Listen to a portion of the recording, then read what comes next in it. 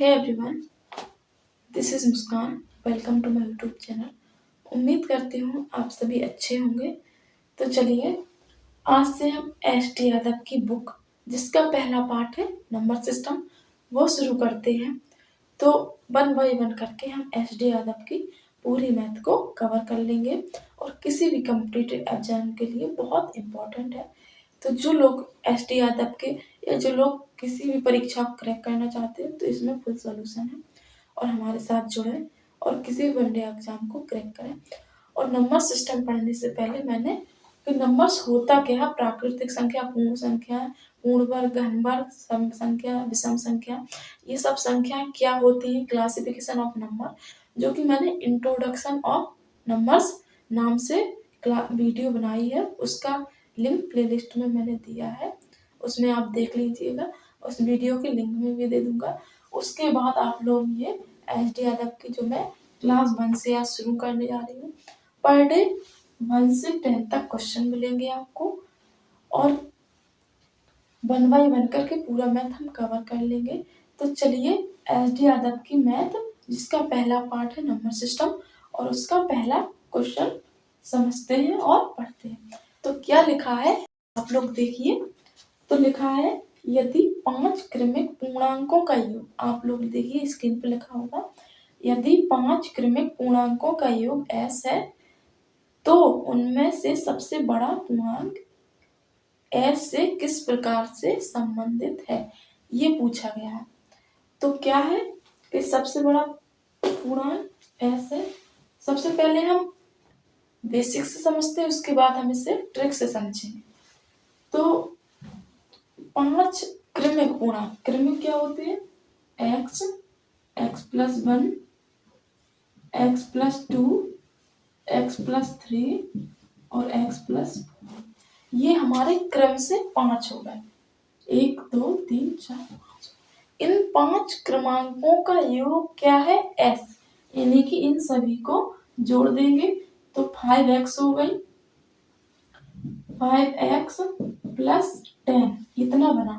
इन सब का जो योग है उसने कहा है कि s है। इन सब का योग क्या है, s। तो इन सब का योग क्या है, s। आगे लिखा है उनमें से सबसे बड़ा पूर्णांक s से किस प्रकार से संबंधित है। तो सबसे पहले हम अपना x का मान निकालेंगे। तो x बराबर क्या आ जाएगा, s, ये 10 उस तरफ जाएगा, s - 10/5। तो हमारा ये x का मान निकल गया, ये हमारे x का मान निकल गया है। इस x में रख दो और ये हमारा सबसे छोटा और सबसे बड़ा निकल। अब सबसे बड़ा पूछा, तो सबसे बड़ा क्या है, x+4 सबसे बड़ा पूर्णांक है। तो हम क्या x+4 की ही वैल्यू निकालेंगे तो हमारा सबसे बड़ा पूर्णांक हमें पता चल जाएगा। तो कैसे, x - 10/5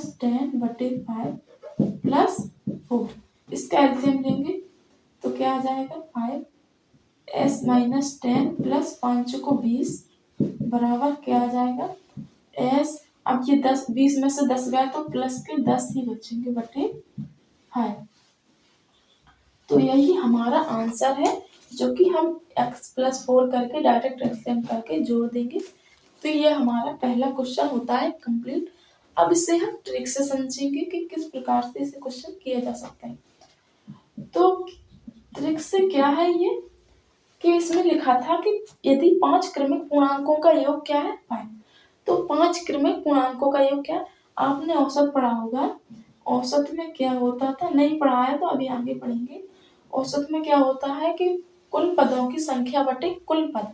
तो 5 पूर्णांकों का योग कितना है, s था और वो कितनों का था, वो 5 का था। तो 5 पूर्णांक हमारे बेसिकली क्या होते, 1 2 3 4 5, ये हमारी 5 क्रमिक संख्या है। 5 ही तो पूर्णांक, इन 5 पूर्णांकों का जो योग था 5।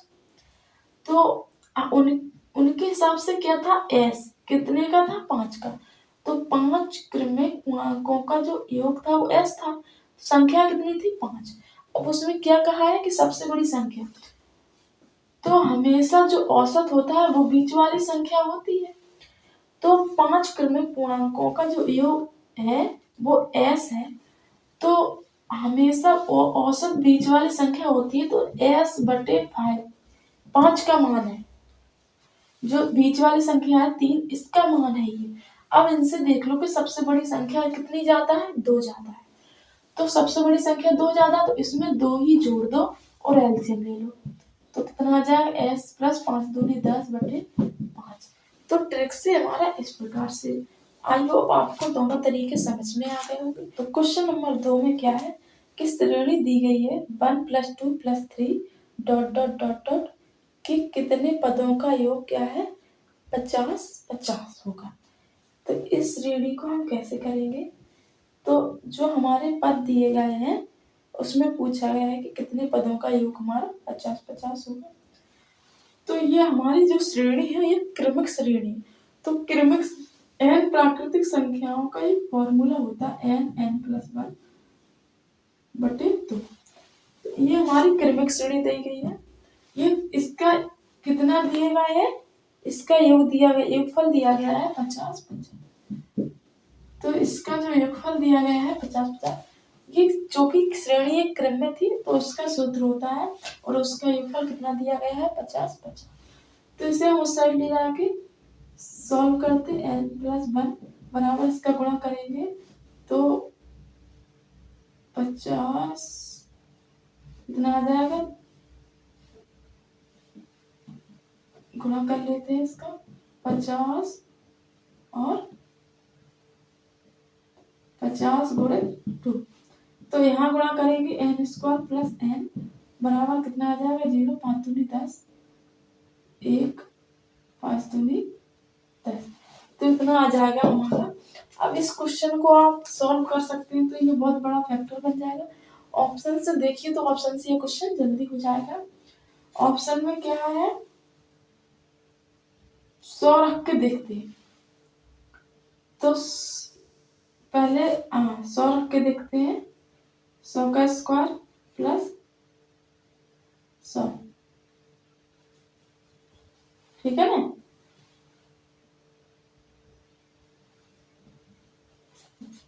और बराबर 0, 0, 1 और 0।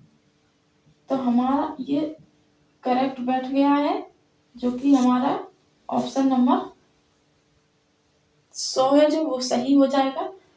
कि 1 + 3 + 7 + 9 + 15 तक है और 15 पदों का योगफल हमें क्या होगा।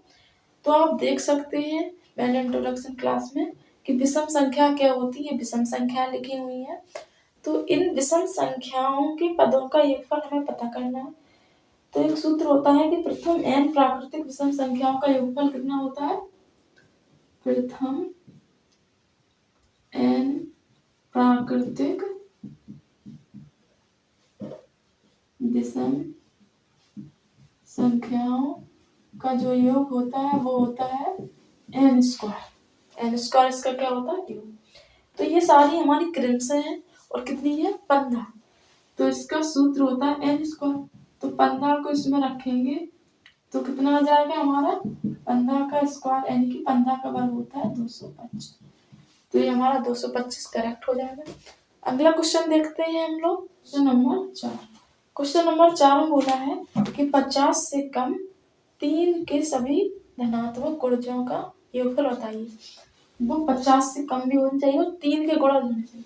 तो 3 का पहला गुणा 3, 3 दूनी 6, 3 त्रिका 9, 3 चौको 12 और 50 से क्या होगा 48।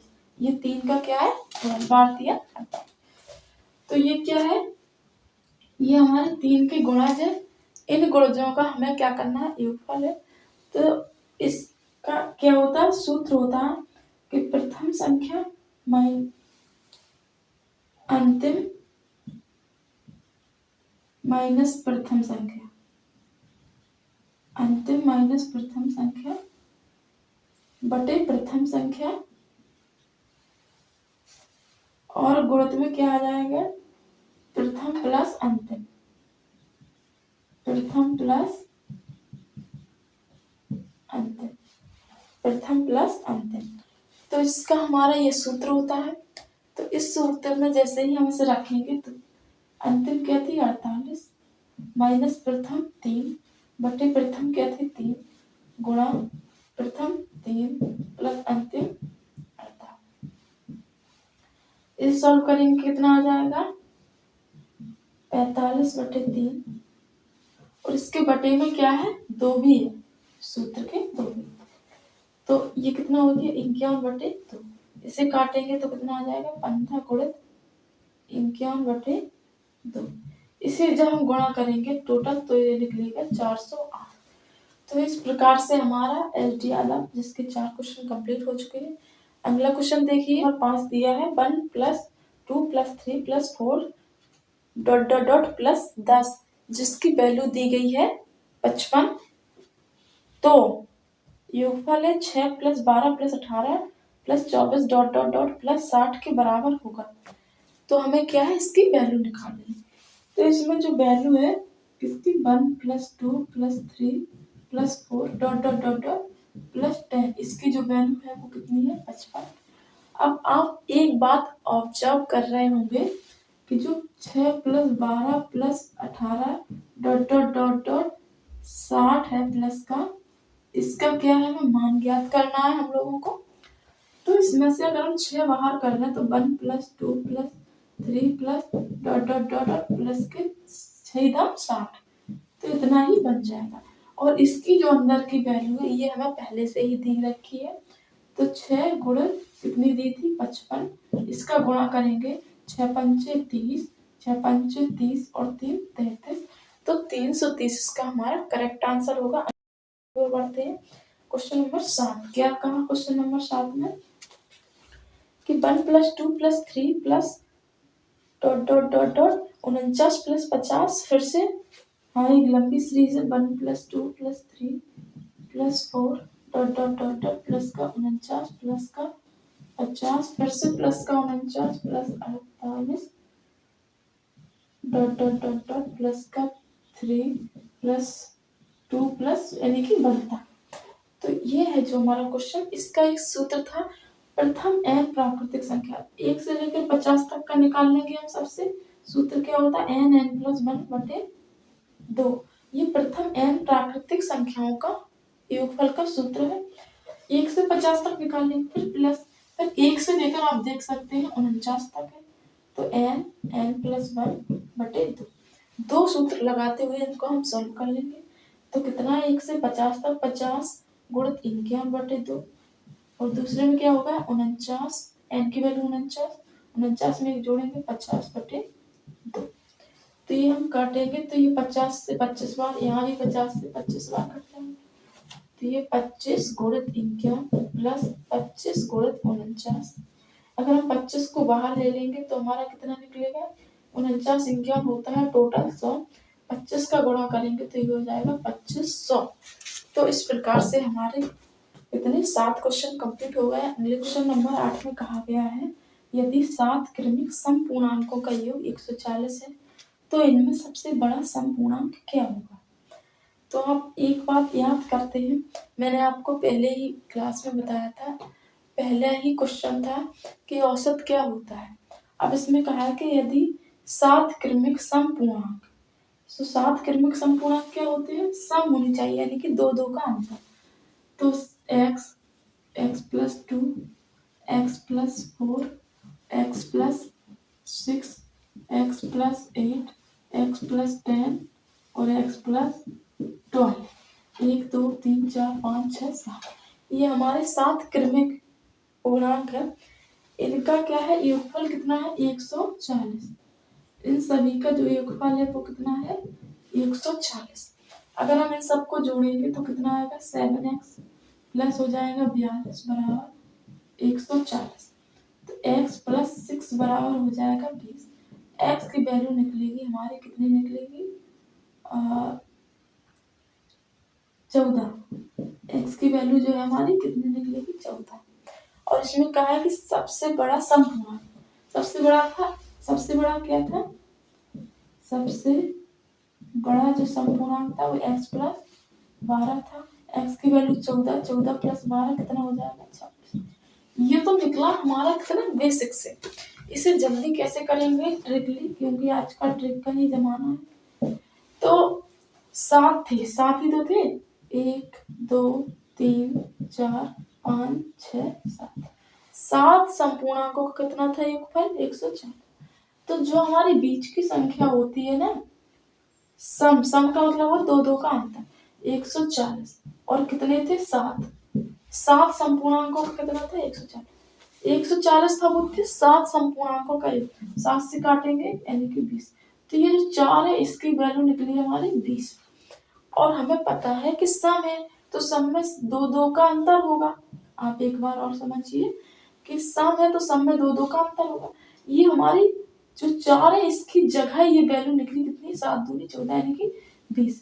तो 20 अब हमें सबसे बड़ा चाहिए तो यहाँ 2 का अंतर करेंगे 22, यहाँ 2 का अंतर करेंगे 24, यहाँ 2 का अंतर करेंगे 26। तो इस प्रकार से जो सबसे बड़ी संख्या थी वो हमारी 26 निकल के आई है। तो इसी प्रकार से अगला क्वेश्चन देखते हैं। 7 क्रमिक सम हो या 7 क्रमिक विषम हो तो सम में इस प्रकार से दो दो का ही अंतर होता है। तो उसमें क्या रहे इसका क्या है योग कितना था 133 था। तो अगर हम 133 को 7 से काटेंगे तो कितनी बार जा रहा है 7 एकम 7, 7 ने 63, 19 बार जा रहा है कि नहीं। तो 19 बार जा रहा है। पहले हम बेसिक समझते हैं। तो ये हमारा कितना हो जाएगा 7x प्लस 42। इसको जोड़ेंगे 7x प्लस 42 और इसके बराबर कितना था 133। ये हमारा x प्लस 6 बराबर कितना 19 निकल आएगा। तो x की वैल्यू कितनी आ जाएगी 13 आ जाएगी। और क्या पूछा था कि न्यूनतम विषम पूर्ण यानी कि सबसे छोटा x की वैल्यू ही पूछी थी तो कितना आ जाएगा 13। और ट्रिक से क्या था हमारा वही था कि 7 विषम पूर्णांक क्रमिक संख्याओं का योग कितना था 133। 7 का था तो 7 से ही विभाजित कर दो 9। अब 7 थी 1 2 3 4 5 6 7। तो जो बीच की संख्या होती है उसका ही मान होता है। अब इनसे विषम थी, विषम में भी दो दो का अंतर होता है। इससे 2 आ जाएंगे 17, इससे 2 आ जाएंगे 15 और इससे आगे 2 आ जाएंगे 13। तो सबसे छोटी संख्या क्या निकली हमारी 13। क्वेश्चन नंबर 10 में बोला है 3 क्रमिक पूर्ण संख्याओं का योगफल कितना है 1350 है। तो सबसे छोटी व सबसे बड़ी संख्या क्या होगी। अब हम इसे वैसे ही करते हैं। उसमें कहा गया है कि 3 1 2 3 3 क्रमिक संख्याओं का योग कितना है 1350। तो 3 का है तो 1350 ये 3 संख्याओं का 3 से हम इसे काट देंगे 3 चौको 12 3 5 15। तो जो 450 वैल्यू निकली है ये हमारे बीच की संख्या की वैल्यू होती है। अब क्या है कि 3 क्रमिक संख्या है इसमें सम विषम नहीं है। तो क्रमिक का मतलब इससे एक आगे बढ़ेंगे क्योंकि क्रमिक है तो ये 451। इससे एक पीछे जाएंगे ये 449। अब इसमें क्या कहा है कि पहली संख्या छोटी और बड़ी संख्या, छोटी संख्या सबसे क्या है यही तो है सबसे बड़ी संख्या ये। तो क्रम संख्या 3 थी सबसे छोटी ये होगी 449 सबसे बड़ी 451। तो 449 प्लस 451 का हमें क्या पूछा योग। तो उसका योग आ जाएगा 900। और क्वेश्चन नंबर 10 हमारे दोस्तों यहाँ तक कंप्लीट होते हैं। उम्मीद करती हूँ एसटी यादव की जो मैथ थी 1 से लेकर 10 क्वेश्चनों में आपको कोई डाउट नहीं रहा होगा। अगर डाउट थोड़ा सा भी हो तो आप वीडियो के कमेंट्स में बताइए क्या डाउट है। अगर वीडियो अच्छी लगी तो प्लीज लाइक एंड शेयर जरूर करें और अपने दोस्तों से शेयर करें और नए आए हो तो चैनल को सब्सक्राइब करें।